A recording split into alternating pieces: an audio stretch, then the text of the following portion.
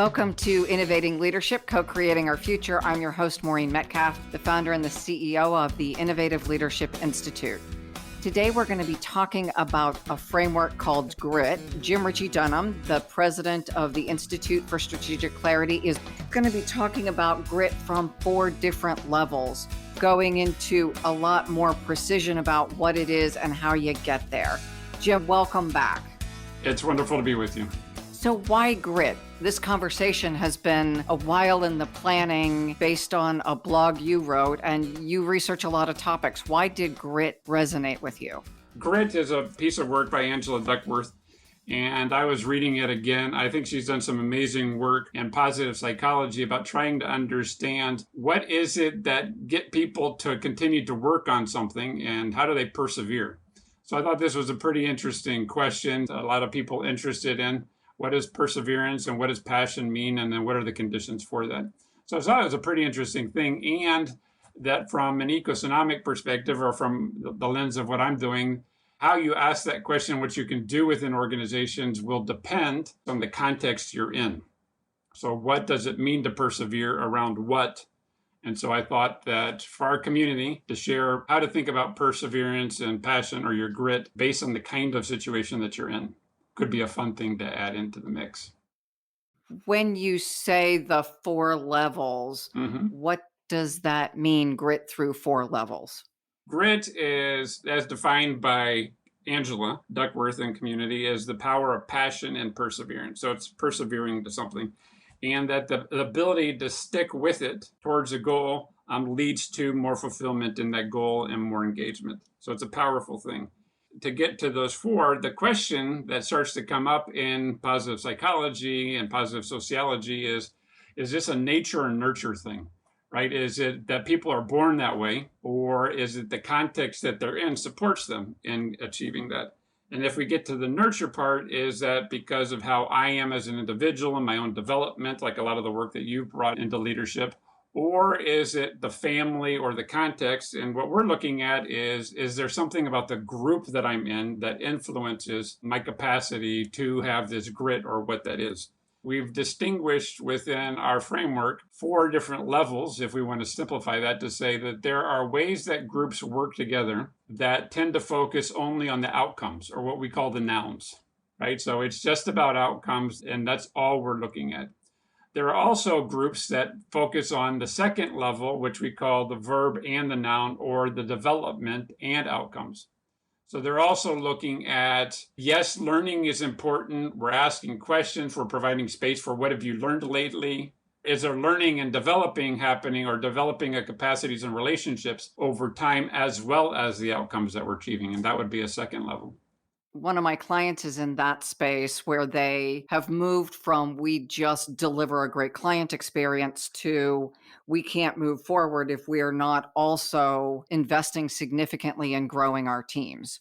So that shift for some is a big, how do we take time away from delivering results to be building capacity? Absolutely. And it's a very large deal. And, for 30 plus years, there's been a thing called like the learning organizations, and how do we develop capacities? And is that something that you did before you got here, and now you're an adult and you know how to do, and it's only what you bring? Or do we see that you're continuously learning and developing, and that becomes part of what we do, and that helps us adjust? And what have you actually learned? But it's a very different way of looking at the world, because we have to be able to stop and say, okay, we don't know the answer, and we've learned something. And you've learned something, so then how do we bring what you've learned in? And it's a very different way of looking at, maybe we can get better results if we pay attention to what we're learning versus assuming that we're not. But it is a very different way of looking, and that's why we've differentiated it as a different level. Then we see also a third level where we can see possibilities or potential and learning, or developing a capacities or relationships and outcomes. And in those groups, we find that people are able to say, look, I see that there's a possibility or potential in what we could do or what you could do, or something that you haven't yet done or you're not stepping into, but you could. Here's a new possibility. And do we embrace that as well? And then say, if this is a possibility, here's a pathway to learning and developing our capacities and relationships for that. and here's an outcome. And then what did we learn along the way? So then that's a third level. We call it sort of potential or possibility development and outcomes, or in shorthand, light verb and noun. But I can see the potential and a way to learn about it and outcomes. And so there we're asking very different questions like you described. Not only what are you learning now, but what do you see as potential? What are you learning about who you're being? Is this how you want to continue to be? Are there new things? And that's where groups that can't do that have the risk of obsolescence. They're not paying attention to new and emergent things that are happening. So that's sort of a third level. In the last few years, we've also started to see a fourth level. We don't have really clean and easy terms yet, but it's in service to purpose. The groups that work in that place call it terms like sacred hospitality. And that what they're clear is that they're deeply in service to a higher purpose. So then the question of what possibilities do we see are supporting us in service to the purpose? Are the development of capacities and relationships of that potential in service to the purpose? And then the outcomes in service to the purpose. And in doing that, when they get the outcomes, then it's an evolutionary process of what did we learn from the outcomes that help us see better into our possibilities and what we're learning and developing our capacities, and then new outcomes, because it's about an evolutionary process towards purpose, towards a much deeper understanding of purpose. So those practices are very, very different than groups that are at any one of those other levels. To be clear, there's not a judgment, because it can sound judgmental. Oh, well, Jim is saying that the fourth is better than the third, is better than the second, is better than the first. And that's not the intention at all. It's rather to recognize, given the kinds of ways that you've agreed to interact with people, what's available to you. If this is what you're doing, then these are the kinds of processes, structures, ways of looking at the world that are available and expected in that group at one of these four levels. And if you're in a different set of agreements, then that's not what's available. And that allows you to say, okay, I understand, one, these are the agreements we have and this is what we can do, and that's fine. Or two, we need to be able to do something else. So for example, we have to be in service to purpose. And that requires a very different thing than being an outcomes only group. So we have to change dramatically the structures and processes like what you had mentioned in the example of your group. So those are sort of four levels with a lot of detail. I heard you say no judgment, and I also recognize that systems typically get the outcomes they're designed to generate. That if the system is outcome focused without also emphasis on individual growth, you get strong outcomes. And as the world changes, you are not necessarily changing with it because you're focused on the outcomes that were appropriate yesterday or today. In our evolving world, is there, I'm assuming, a bias toward what will be most effective in industries that are dynamic? What I'm finding useful, and it's very helpful to be back in teaching in the business schools, is to say, okay, where are organizations and what are you trying to do? And to be clear, then these are the consequences of making some of those choices. So if you're trying to recruit some of our great students out of Boston College, for example, and you're promoting these young folks based on your very learning place and you're very engaged and you really care about their potential, and they do, and they're aware and prepared for that. And then you bring them into a situation that's actually very operational and only outcome based, you're going to lose them pretty quick. That's fine if that's what you know. Then you could say, this is a 1-year training. It's going to be awful, but we're going to get blood out of you, and that's all we're looking for. You know, you're going to carry stuff. I'm not asking for development. I'm not asking you to change and move a mountain. I want you to carry that pile of stuff from over there to there. You know, and that's what I'm paying you for. That's fine. There's not a judgment on that, but then to be very clear, you get that and you get the consequences of what you're putting out there. We really want to attract these young people who are very clearly on a developmental pathway and they're very excited about collaborative action, and we're organized in a way that could never do that. Then we need to be asking a different kind of question. Yeah, I remember reading a meme years ago, something about don't hire the best and brightest if the best and brightest will think you're an idiot, basically, something like that. You need to hire people who are a right fit for what your organization is designed to deliver. Right. Are you hiring people and compensating them? Are you engaging people or are you inviting people? And those are very different processes. they're fine, but people often learn the language of another way of being. And then it's immediately obvious once they get inside that that's not it. And then they're surprised that they have turnover. I said, if you want somebody to carry that box from there to there, and you're not going to do any of the other things, then don't promise those other things. People can enter and be very clear. All you're paying me to do is do that, and I'll agree to that. Now, I don't have to have deep service relationships every time I go somewhere. I just want to buy something frozen and take it home and pop it in the microwave. I'm very clear on that. Or I want you to serve me and to help me figure out which wine to pair with the asparagus that I'm going to do. So I want to go to, the county marketplace where they can help me do that. But I can be clear on the agreements. We learned this language of being collaborative and network readiness and systems approaches. And you say, yeah, but we're not doing that here. So the point is to be clear on what you're actually doing and what you're asking of folks. And that's where I thought with Angela's piece, there's a nuance in some of the things that she's pointing at that I think we can add because of this differentiation. Perfect. So then let's jump into the 4 levels as we consider Angela's work in grit, because I do appreciate the distinction. And there are times I want to go in and buy a roll of toilet paper or an ice cream cone or whatever it is. And I don't need to be friends with the guy. I need toilet paper. I need it to be in stock.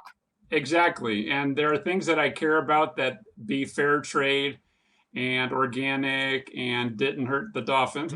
There are things that I do that I care about that. And there might be things that I don't. I said, I don't really care where this comes from. For me, it's not a good choice or a bad choice. It's to be clear on the choice and the agreements around that. Everybody speaks in a certain way, and it doesn't reflect how they actually are. I think that's an important distinction, that there isn't necessarily a value judgment on agreements. I like soft toilet paper. And I realize that the environmentally friendly stuff is not so soft. There are times that I will go to the end of the earth to do something environmentally friendly, and others, my agreement with myself and my family is soft toilet paper. Exactly. And so it's to be clear on what the agreements are and that somebody else isn't making those for us. And that is something that I find I have a passion for, is are people clear on and have the freedom to choose the agreements that they're making? Because if we look at those 4 levels, it's very hard to make adjustments in my life and my freedom if I don't get the feedback. And most of our systems are set up that I don't actually get the feedback on that decision actually wasn't aligned with what I care about because somebody else made that decision for me. It's always soft or it's never soft and I don't get to choose. Versus to say, I made that decision and I actually felt really good about it or I felt really bad, but I got the feedback and then I can adjust. And so how do we make that feedback available? By being clear on what you're agreeing to. So clear agreements being the foundation of the framework. Right.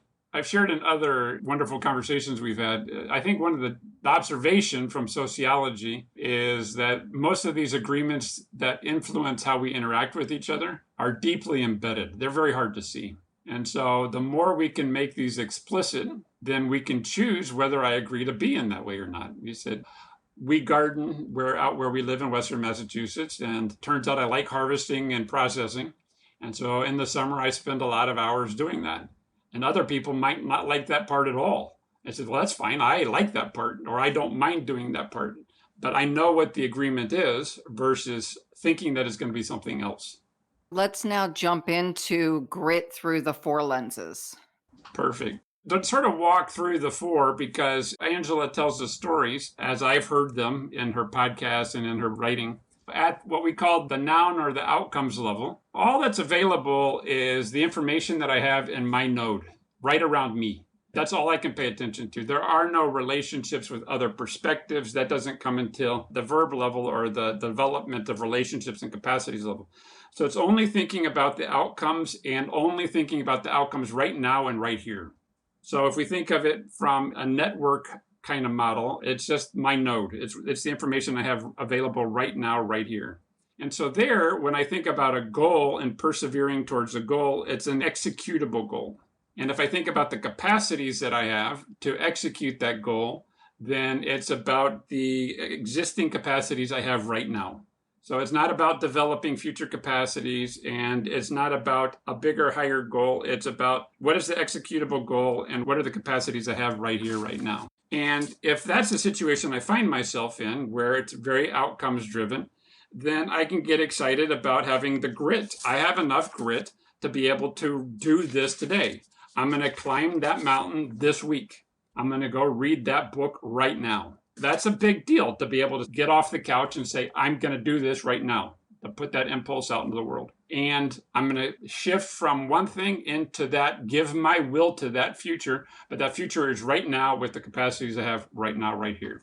That I think of as like noun grit, but it's what I can do with a very executable goal right now with existing capacities. That's very different than like the group that you talked about with one of your clients, which is more of that development and outcomes, or that second level. For shorthand, we call verb noun levels. Then it's about developing capacities and relationships is key, and the outcomes are key, right? So it's both of those. And there we start to look at the goal as more of an intermediate goal. So what are the activities that I'm doing now and in the near future? And the capacities are the capacities I have right now and the learning and developing of new capacities and relationships. So there I can start to look at, this is what I see. Do I have the grit, the perseverance to stick with the learning and developing over time? Not a very long horizon, but over time, to be able to start influencing things. And here I'm looking at the information I have in my node, and I'm starting to look at links, getting information of how I influence other people. I'm in other groups. So it's more of an intermediate goal, maybe with others, requiring capacities I have now and newer capacities. The example then back to my client is leadership team advancing their leadership skills. And so they're collaborating more as a team than they did individually in service of running a more effective organization over time. Exactly. So he said, we know what capacities we have now. There are certain things that we need to continue to develop, to strengthen, so that we can do that better in the near future and the more distant future, right? So it's what I have right now, and we're strengthening or developing capacities to be able to do that further and have those outcomes. So that becomes more of that verb noun kind of thinking. I can strengthen my capacity to read more and more deeply maybe, or I can climb that mountain by coming out stronger than I started, right? So, but I'm thinking about it changing over time and space.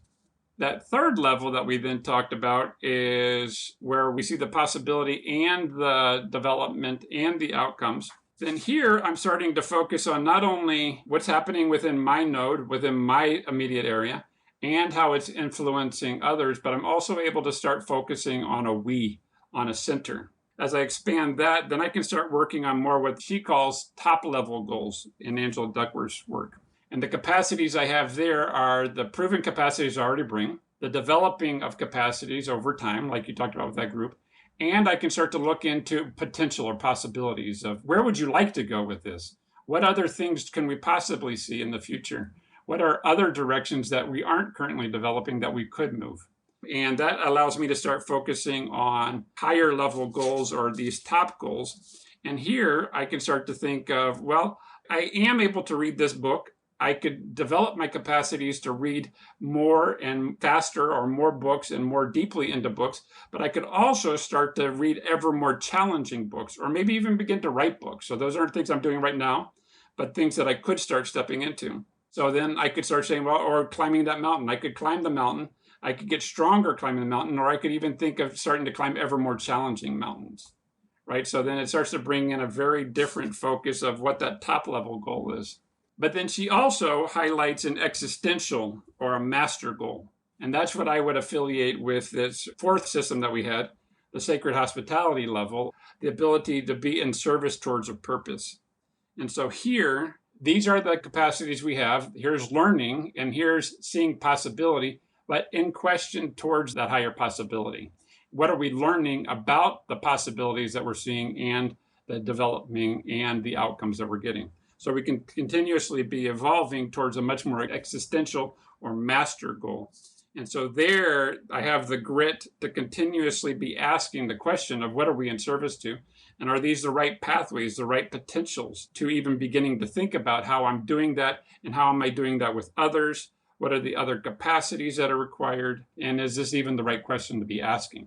The point then is that there are four very different things that we mean by grit Can I stick to an existential goal and what kinds of things need to be that I can see what I'm serving and the possibilities and how I'm going to learn and the outcomes, and that will adjust and evolve as we're going along.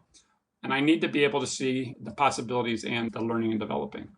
Let me see if I can then illustrate again with my client. He has developed his vision and mission with the organization. They're looking long term. He specifically uses that to guide how he's thinking about the work they're doing, what they do. He is certainly taking a longer view. So, as an example, when we look at the potential of a recession, he's looking at what do we adjust within the organization? How do we pressure test that? So it sounds like that would describe the more existential or level 4. And then the team is working with top level goals. And then the VP levels are getting the additional training and development. And then that filters down. So is that an example of using grit at all 4 levels? Right. And so there, I think what we're looking for is the clarity of what are we proposing that our whole organization does or that we're doing at different levels within the organization. And that we're going to be continuously questioning why we do what we do and how we go about doing it. And we're always questioning that. The translation then becomes an issue if at the next level, so say the direct reports to the senior leadership team, if you're really only working at that development and outcomes level, that verb noun level, but we're definitely not bringing you into potential or seeing new possibilities in service, then what we tend to do is to say, these are your objectives, these are your goals over the medium to long term. We're looking for stability in your ability to get great outcomes. But you say, yeah, but you keep changing the game. So every time you have an executive offsite, then you come back with a completely different game because you're seeing into possibilities and service to our purpose. So we can start to see an inconsistency possibly in the way that we're seeing what we do. Are we expecting something different at each of the levels? And what we find in organizations that are very good at this, working at that sacred hospitality level in service to that purpose, they tend to be very clear that the people in operations at the tactical level are where they're getting the input, right? They're saying, so who's actually in touch with our customers? Who's actually in touch with our suppliers? Who's actually in touch with the regulators? It's the people out in the field that are doing it. In those organizations, it's much more of a reaching out through those folks. And so I need them to be deeply aligned with purpose. I need them to be looking at what's emerging in possibility and learning over time and getting the outcomes. So it's not that they don't also have relationship with the existential goals in the top level and the intermediate. Rather, their task can be focused on more right now. But I'm very clear that a lot of my learning is done through them. And the seeing of new possibilities is done with and through them also. And so what we're inviting people into is different levels of or ways of working with that service to that purpose. Does that make sense? It's sort of 2 very different ways of looking at having 4 levels in an organization. It does, and let me play it back to you because I think it does, but I want to confirm. The example that we're working with, they had an offsite with all of their employees. The first round was to give input to the vision. The second round was so that everyone could explore how that vision translates into the work I do when I show up on Monday morning or Saturday afternoon. So, using your example, my ops people know that they're working with customers to ensure that the properties run effectively. So that then gives input to the people tracking what does success and quality look like. So that's a result, but it also feeds into who gets additional training, feeds into the higher level goals and how is the organization showing up and where are they investing in other areas. As I'm playing that back, does that align with what you're saying? It does, because again, what we're looking at from these 4 levels is what do the practices, the structures, the processes of groups at those levels, what do they look like? And so one of the things that we see in a group like that is we're very clear that all of the people that are invited to be in service to this purpose in our organization are learning something and they're out doing things. So you might be very task oriented. That in doing that, I want you to be listening for it in a way of what are you learning from that? And are you seeing new possibilities? Because you're on the forefront of what's happening here. So one of the things, for example, we find in groups that do that well is a process around like surprises. So we're going to have an integrated conversation across our supply chain every week or 2 weeks with key representatives in touch with the line folks from the different areas. So maybe marketing and operations or in information and accounting will be in the same conversation. He said, is there anything that's surprising you in the last week? Anything that's bothering you? Because you're looking for disconnects within the system from the people who are operating. So to be clear, you're not expecting that somebody who's in a very tactical position in sales, for example, or in property maintenance, knows everything about the other areas. So they're not doing that kind of integration in service to the purpose, but they're very much in touch with the livelihood of what's happening. So they can also be getting input, but then what we want to start to surface is there something that we in another area, as we're learning and developing, as we're evolving and seeing new potential, is there anything that we're starting to do that's surprising you in your area? And we want to do that and find out about it earlier. So that would be the kind of thing is that as you're having perseverance and passion about what you're doing in your area, how is it aligning with what we're doing in other areas? In a very noun-based organization or hierarchical organization, then I'll assume at the top that I can do that for you. And these groups that have the multiple levels, I'm going to assume that I'm providing structures where you're providing that information to each other, and we're sort of helping synthesize that. That makes sense? It does. And what I heard as we're exploring how to roll grit through your organization, for lack of a better term, is that we, as those people architecting the structures, need to ensure that there is a structure to connect what's happening in each of the different functional areas or within even the same functional area where someone is doing the higher level synthesis. Exactly, because if we believe that we're actually learning and developing capacities, and maybe even starting to say, and what do you see as potential for what you're in service to, that doesn't mean that you're not in service and clear on what you're doing, your task. Those are pieces of information that we believe the human beings that we've engaged or the information systems that we're using, that those are tentacles out into our system that we believe are important. How are we gaining that information? How is that information flowing into us? And when we're very clear in our structures and processes that it's only what we call that first level, pay only attention to what capacities you have right now and solve the problems you have right now, then there's no space for the learning stuff. Just go do your job. There's no space for seeing potential and learning things. There's no space for developing capacities with others. So you're not cooperating with others and you're not collaborating to learn with others, which is what happens at those higher levels. So if we believe that we are doing that, then how are we supporting that flow of information so that the human beings that show up are able to be aligned with purpose and what they're learning and what they're sharing and what they're learning from their own perspective? And how do we integrate all of that? So as you pointed out, it shifts what leadership's role is through the organization from I know what you're supposed to do and just go do your task at that noun level to this is what you're supposed to do and continuously improve at it, which is more that verb noun level, to you're sort of out there and you got to figure this out and you need to work with other people and figure out what the we is and what your task is and learn and co-evolve together, to we're in service to purpose and life changes, and that doesn't matter because we're going to always improve our capacity to scale on purpose. But that requires a different level of communication throughout.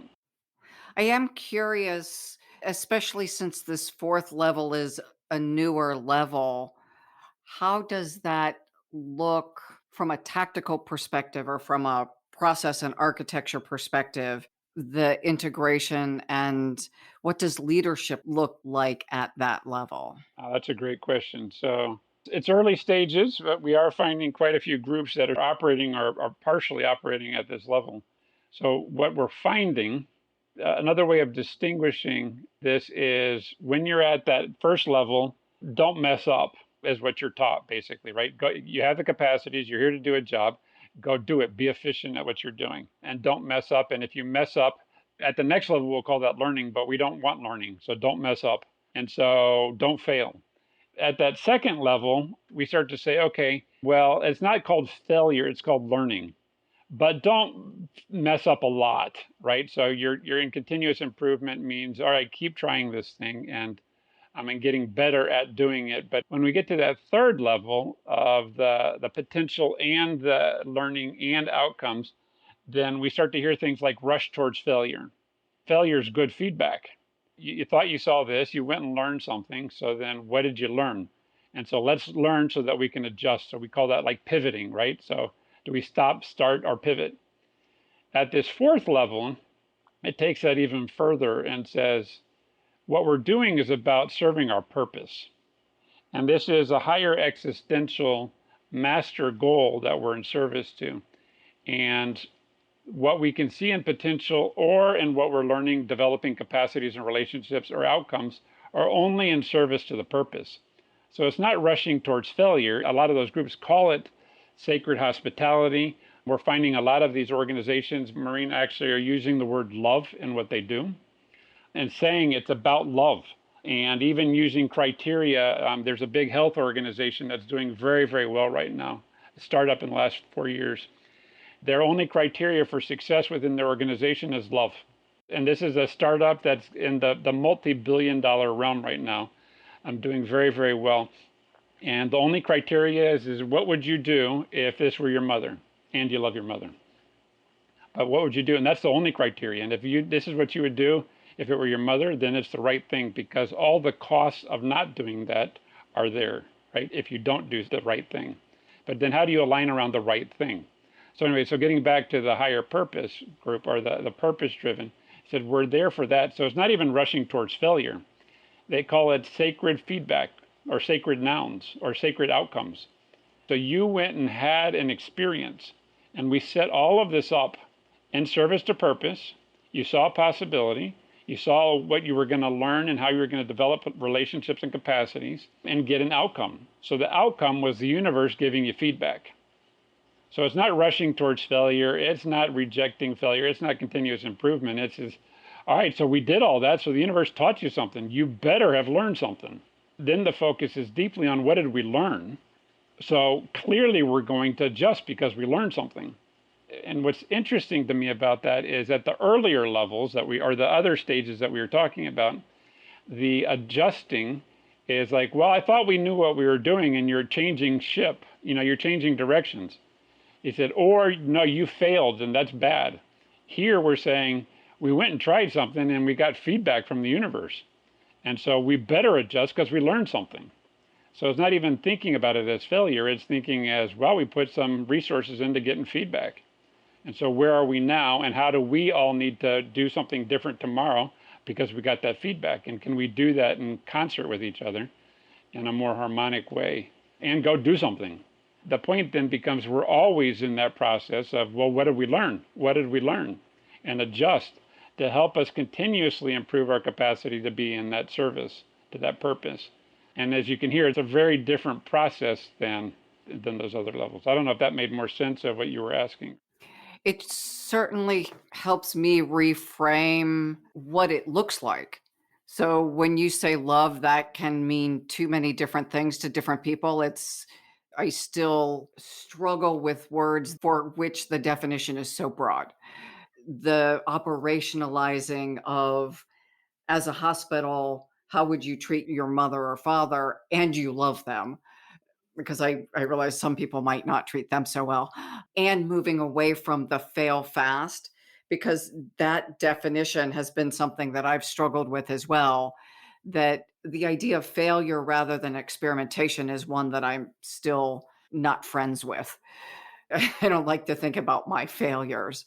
So the reframe of I did the best I could in the moment and I got feedback, and I will integrate that feedback and do the best I can tomorrow just resonates differently with me than rush toward failure. That does not motivate me. Go rush toward that wall and you may get killed. That sounds dumb. So go forth and learn and serve your clients does resonate, but that could also be a reflection of who I am, for better or worse. I agree with you. And in these organizations that we're finding that are bringing in the word love, and that they're very clear on what they mean as a community in that, right? We're very clear on who we're serving, and we're very clear on the pathway to that and what it looks like in our community. And what I was sharing was it wasn't that something that an outside consultant or some guru was bringing. I found the groups that were talking this way, and there were a couple leading big foundations. There's a big microfinance bank. There is this health company, but they're being very explicit about the level of criteria that they're looking for. And I love what you were sharing. It feels like a much healthier way to come into this than failure. And what we want to see is people learn the language. We said that a little while ago, right? So people learn the right way to talk, whether it's integral, whether it's developmental, whether it's network ready for systems change and inclusivity and all that stuff. But are they really?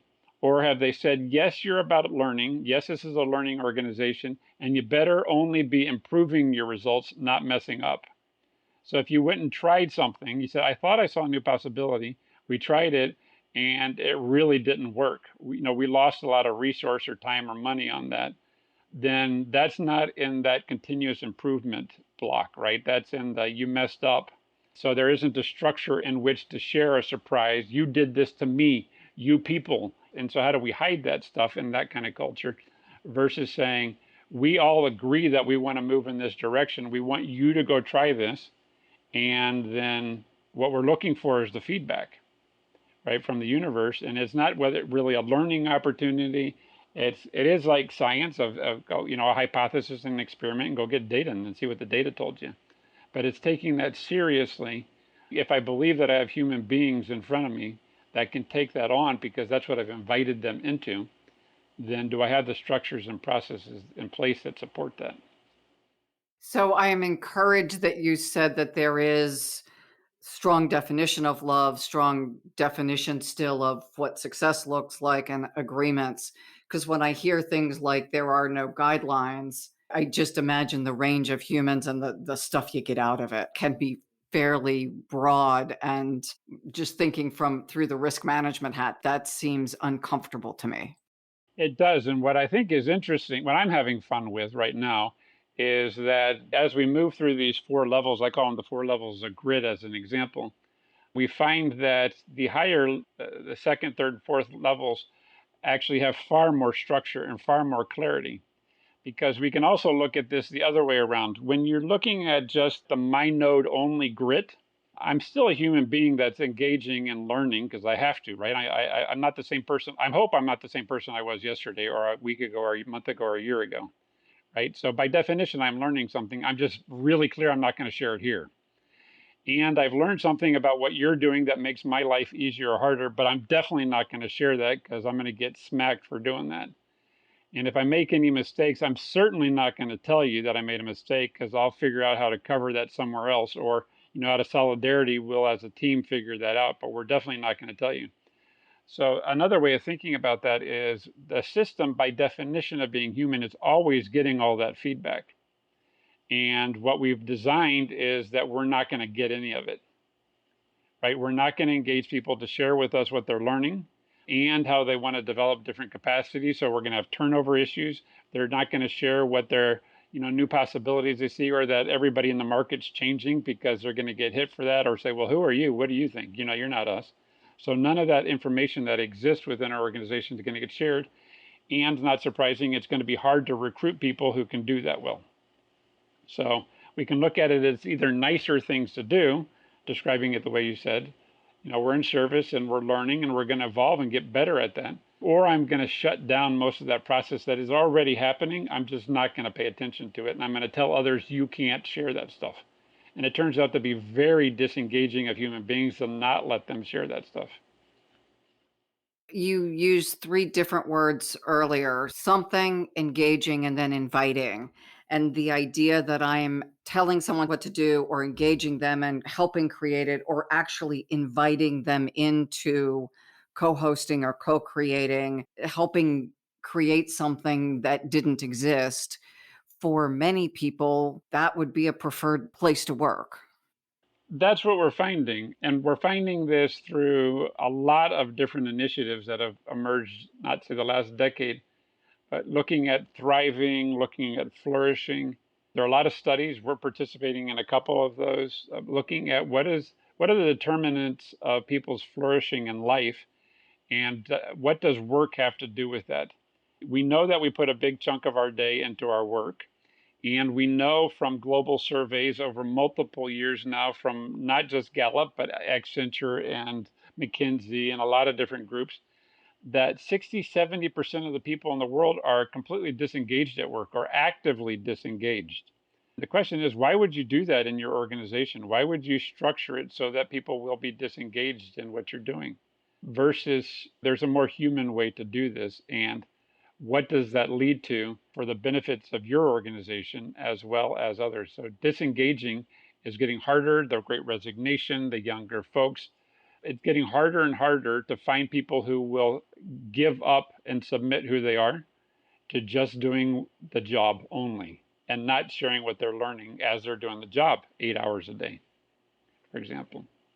And so I want to bring leadership back in then at this point, because you said earlier how I lead at that inner circle. I'm going to manage you aggressively to deliver results. The second level, I'm going to engage you and develop you, and you are also going to still deliver results.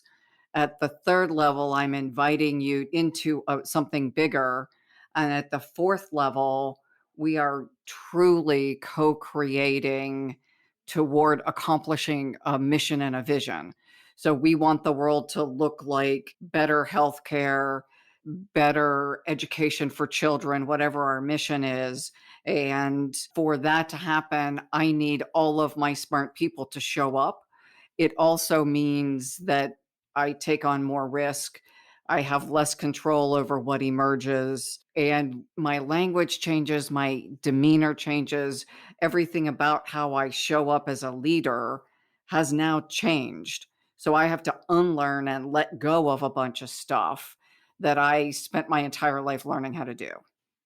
I love that. And we could do another whole thing on what does a risk profile look like at these 4 different levels, and what we're inviting into the grit of somebody having passion and perseverance and stick-to-itiveness in what they're doing. Because what we're finding is as you move from first to second to third to fourth, they're actually seeing that their risk goes down dramatically because they're paying attention to what's actually happening as we engage people who actually share what's happening and are engaged. And so there's far less risk versus only looking at outputs. We're missing a whole bunch of ingredients in risk. So, and that's sort of flip-flop, because it could say, if I just tell them what to do, then there isn't any risk in that because they're not going off and doing their own thing. Versus what we're finding like in the military and a lot of other organizations said, no, you're self-empowered teams. I believe in you until you go off kilter, right? But I have metrics to let me know if you're going way off base. But I'm going to assume that we hire competent people that are learning and developing and passing on what they're learning and developing. So then the risk actually goes down because we have more knowledge of the capacities and more adopting and adapting of the capacities needed to do the task. So it changes what risk looks like. You also mentioned the words cooperating and collaborating. As I move through the levels, at the second level, I believe I cooperate. And at the third level, I genuinely collaborate. I want the best outcome for the organization, not just for my team. That would also change the risk profile. It does. It changes what people are in service to. And it's easy to see with these diagnostics of what a group is actually committed to versus what they've memorized that they're supposed to be committed to. Right? So everybody learns, you said, this is what's on my card, and that's our mantra. But I said, what are you really here to do? And in these groups that are working at that third and fourth level, they're very clear. Everybody's very clear on what they're here to do, what they're collectively doing. Second, they're very clear on their own unique contributions to that.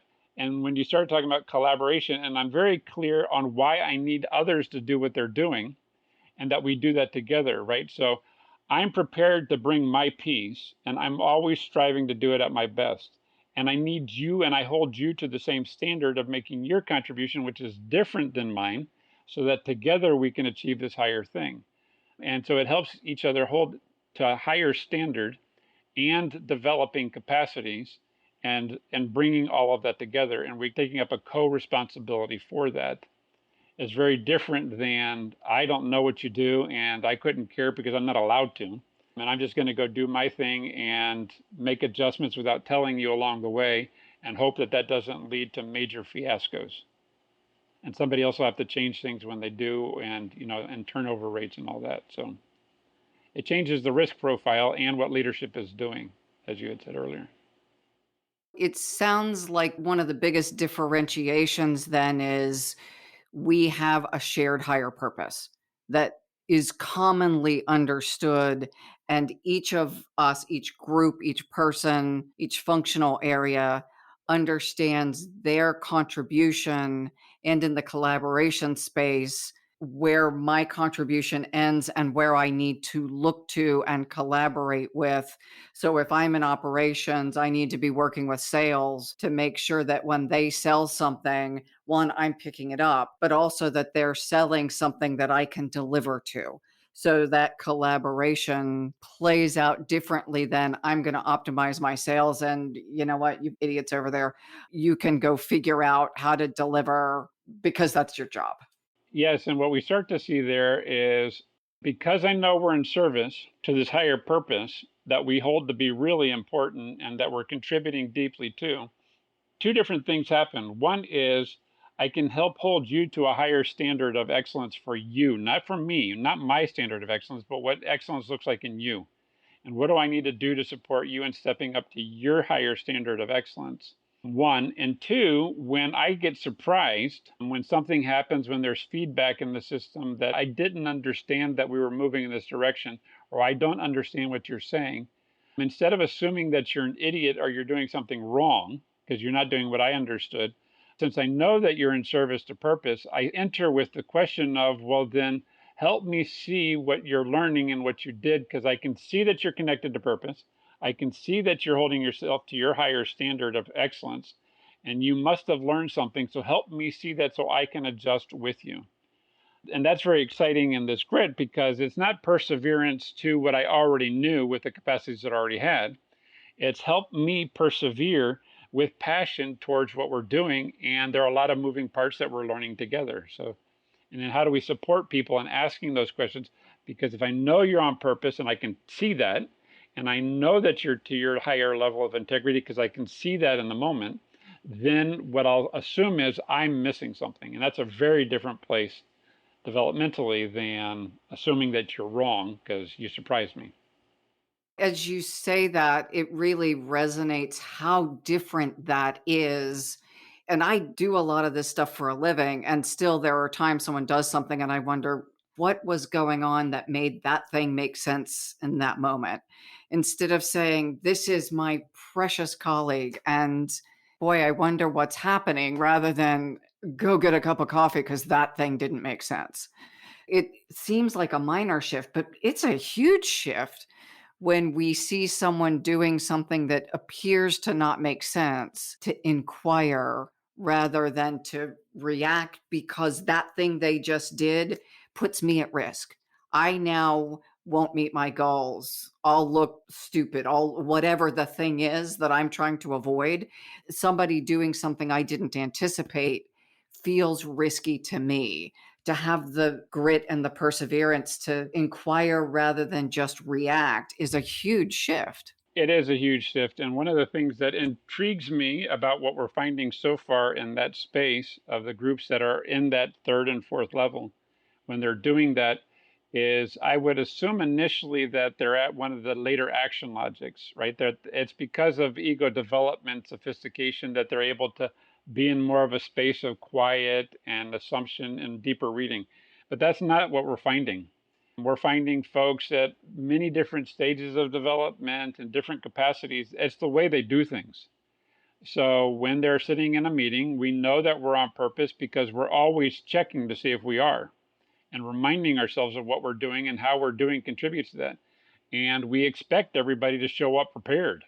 And if you're not prepared, to your standard of excellence, we know that. And I probably shared with this before, but one of my favorite examples in recent years was with my son, who was in a jazz ensemble choir in Chicago. It was very clear with this 8-part harmony, the person who was facilitating the group, because it wasn't really a director, they don't call him, but in the jazz ensemble, if you didn't show up knowing your part, knowing your music, it was super clear because you were the second bass. And if you don't show up prepared, it's really obvious. And so I think we can start to hold each other to that as well, is that you're not prepared. You're not showing up at your best. But if I know that we're on purpose, because we talk about that, and I know what your excellence looks like, then whether I'm sophisticated or not, that's just the way we do things here. And so you can think of that like a potluck supper. He said, I know what your brownies taste like when you're paying attention. You bought these brownies at the 5 and Dime down the street because these are not Maureen brownies, right? Or this is not a Maureen salad. When you care, you do something different. So even then, folks, and that's what we're finding again, is to share what we're finding in actual organizations. It's a way that people do things, and it's what they're keeping present. And then the way that they act with each other is, okay, but I can say in the room, is that your standard of excellence? Because it doesn't look like it. We can bring those things up. And it's not taking more time to do that, which is what I think a lot of people say, well, we don't have time to do that. We got to go deliver. And it actually doesn't that. He says, we don't have time to get surprised and have to deal with the lack of understanding of what was happening. So we know in most organizations that are outcomes only, we spend 90% of our time correcting the mistakes that we've made. But if we just planned a little bit more, listened a little bit more, we would have avoided most of that stuff. I find it fascinating, and I'm disappointed that we're coming to the end of our recording. And so I want to do a quick synopsis. So you've talked about grit or perseverance and how that looks at the different levels individually and organizationally. I also hear that I can't perform on a repeated basis at this 4th level unless my organization is, because I can't be on shared mutual purpose, the keyword being mutual, if nobody else is sharing my purpose. So as leaders of organizations, if we want to move to a place where we can respond more quickly to the challenges we're facing, to move from cooperation to collaboration, to move from engagement to inviting people to contribute their best, that we as the leaders need to lead differently and structurally change how our organizations are operating. Absolutely. To me, the exciting thing about this is what affects grit. So grit means that you're able to persevere with something that you're passionate about, so you can see it through. And we know what we're asking people to see through, because the question then is it nature or nurture? Do I recruit people that are good at this? If I recruit you and you're good at this, and then I don't set up the conditions for you to be able to do it, then you're going to leave or be very frustrated. But part of it's nature. Some people around certain things have more grit than others. But it's also nurture. And what is the work I'm doing in my own stuff? And that's a lot of the work in your institute, right? Is how do we understand what we're each taking up? But it also has to do with how we're working as a group. And am I setting up the conditions for people to be successful at that level of grit? Am I expecting you to persevere and get it done now? Or so just go read the book or just go climb the mountain or get the job done, and you have the will to do that. You have to have the will to learn and develop and change how you're doing. I ask that of you, and I support you in that. Or am I asking you to take on different things, and who knows what's going to be coming, but we'll figure this out together. And we have ways of supporting that. So I'm asking for it in the nurture and the nature. We hire for that, but we also support that for the individual, and how we work as a group supports the level of grit that I'm asking for of you. Beautiful. Thank you. Jim, you have a blog. People can follow you on LinkedIn. Where do people learn more? The blog, JLRD, for James Loomis Ritchie-Dunham, @.me. I'm one of the only 3 Ritchie-Dunhams, hyphenated Ritchie-Dunhams on the planet. My wife and my son. My daughter changed her name when she got married. So the 3 of us, so that people can find it there or connect on LinkedIn. Through the Institute for Strategic Clarity, we also share the work that we're doing. And that's very exciting. There's a global network that's taking this up with me and with us in different countries around the world: Mexico, US, Germany, the Netherlands, South Africa, Ghana. There are a lot of places, and there are a lot of new research that's coming out of our initiatives for Leadership for Flourishing and the Global Flourishing Study, different things that we're involved in. We're trying to find out, what does this look like around the globe? Because people are figuring this out everywhere. And what does it look like, and how are they figuring that out? And so this is a great venue to share with your big community, and that's how they can connect with us and find out more about what we're doing. Thank you for the research you do and for sharing it with our listeners and our community. To our listeners, thank you for joining us. Thank you for the work you're doing to help us flourish and elevate the conditions around the world. Please put these ideas into practice, like our podcast, and share it. We make a better impact when you share the information. Thank you so much. Thank you, Jim.